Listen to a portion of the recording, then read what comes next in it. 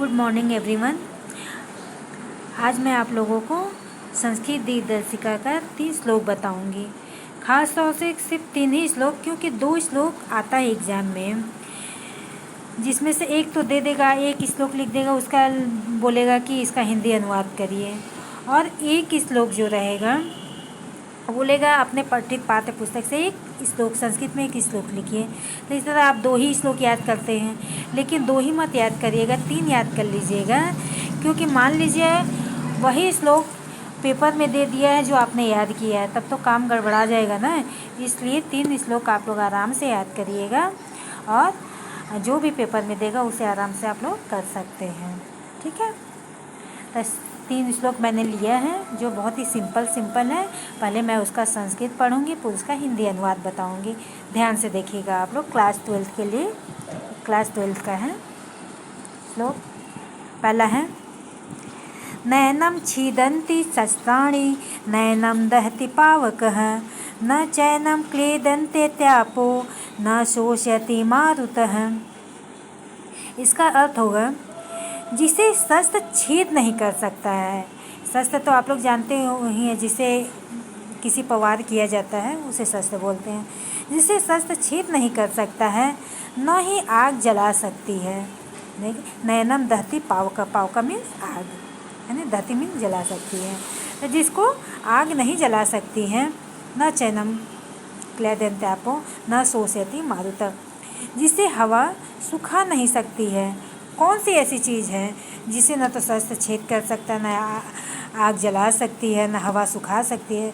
वो चीज़ हमारी आत्मा है। आत्मा को आत्मा न तो कभी मरती, न इसे कोई मार सकता है। ठीक है, दूसरा है हम लोगों का श्लोक, बहुत ही सिंपल सा है।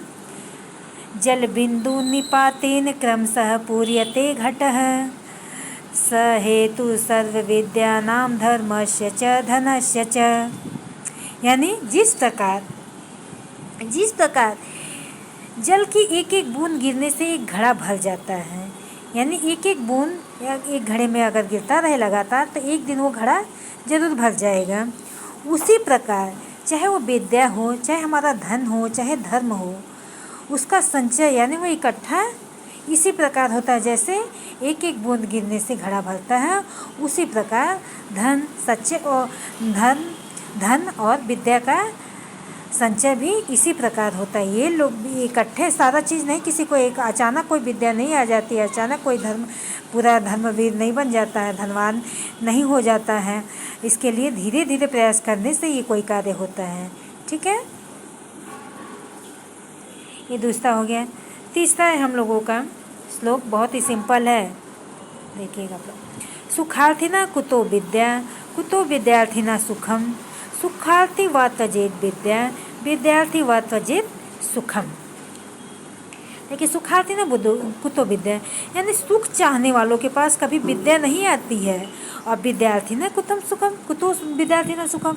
अब जो विद्या चाहता है, विद्यार्थियों को कभी सुख नहीं मिलता। इस बात को ध्यान रखना। अगर तुम सुख चाहोगे तो कभी तुम्हारे पास विद्या नहीं आ सकती है। अगर विद्या चाहोगे तो तुम्हें सुख का त्याग करना ही पड़ेगा। ठीक है, सुखार्थी व त्यजेत विद्या विद्यार्थी व त्यजेत सुखम।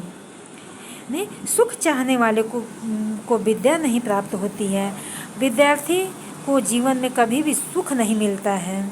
सुख चाहने वाले को विद्या का त्याग कर देना चाहिए, और विद्या चाहने वाले को सुख का त्याग कर देना चाहिए। ठीक है, बहुत सिंपल है ना। जय हिंद।